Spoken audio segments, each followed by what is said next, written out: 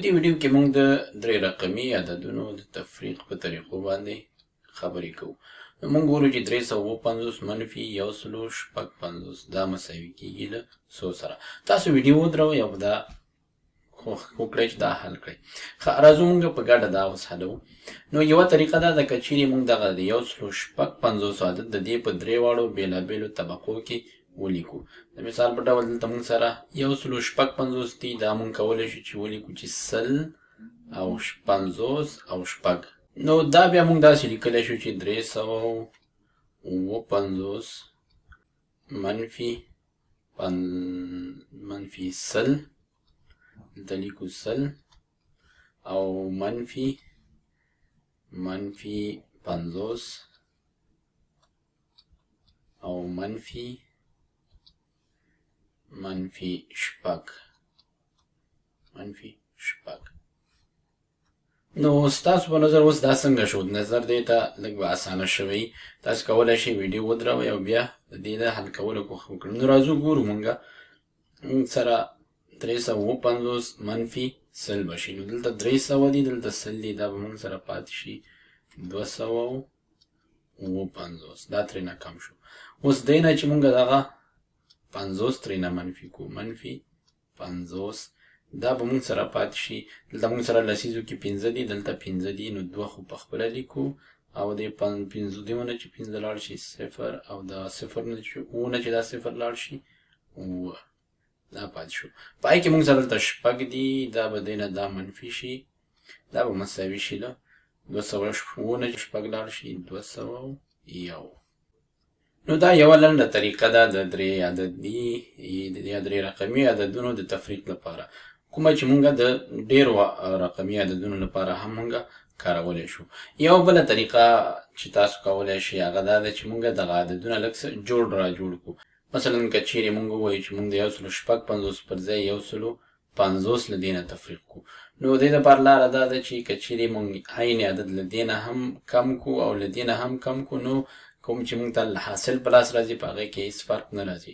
نو مونږ راځو د دې دپاره چې 150 له دې نه تفریق کو، شپږ له دواړو خواو نه کموو. نو مونږ لیکو چې دواړو نه شپږ کموو. نو اوس دا به مونږ سره شي که چیرې مونږ 350 نه شپږ کم کړو، دا مونږ سره پاتې کېږي 351 او منفي 156 نه چې شپږ کم کړو 150 مونږ سره پاتې کېږي.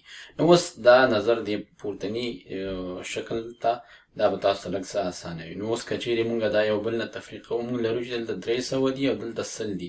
300 نه چې 100 کم شي مونږ سره 200 پاتې کېږي. لکه دلته چې و، دلته مونږ سره 50 دي، دلته هم 50 یا لسیزو کې دلته هم 15 دی، دلته هم 15 دی، دا مونږ سره 0 پاتې کېږي. دلته مخکې نه 0 موجود و، دا 0 شو او په پای کې دلته مونږ سره 0 دی، دلته 1 دی، 1 نه چې 0 لاړ شي او هماغه 1. نو دا ځواب مونږ ته په لاس راغی په دې طریقې سره. او بله لاره یې دا ده چې که مونږ ووایو د 156 پر ځای که چیرې مونږ له دې نه 160 تفریق کړو، نو په داسې حالت کې به مونږ د دواړو سره 4 عدد جمع کوو. دې سره به هم جمع کوو، دې سره به هم جمع کوو. کله چې عین عدد دواړو سره جمع کېږي په حاصل کې څه تغییر نه راځي. نو راځو دا ځل لیکو چې مونږ دواړو سره 4 جمع کوو. دا ځل دواړو سره 4 جمع کوو. نو 350 سره چې مونږ 4 یو ځای کړو، نو 350 او 360 کېږي، ورسره یو بل دا به شي 360 منفي مونږ سره دلته 156 دی، دا به مونږ لکه دې غوندې په طبقو کې ولیکو. 156 سره چې 4 یو ځای کړو دا کېږي 160. نو دلته لیکو چې منفي 100 او منفي څه پاتې کېږي، ورسره منفي پاتې کېږي 80. دا مونږ په 2 طبقو ویشو، لسیزو طبقه هم دې سره یو ځای ولیکله. دا به مساوي شي 300 نه چې 100 لاړ شي مونږ سره پاتې کېږي 200 او 80 نه چې 80 لاړ شي، یعنې شپږو نه چې دلته 21 خانه کې شپږ دی چې شپږ لاړ شي دا 0 او دلته 21 کې 1 دی، دلته 0 دی، 1 نه چې 0 لاړ شي هماغه 1. دا مونږ سره بېرته هماغه ځواب په لاس راغی. نو د پای خبره دا شو چې موږ سره د څو رقمي عددونو د تفریق لپاره ډېرې لارې چارې شته دی او نظر راکړل شوي عدد ته موږ سره هره طریقه په مختلفو وختونو کې اسانه او لنډه تمامیږي. نو موږ د همغسې طریقو څخه ګټه اخلو.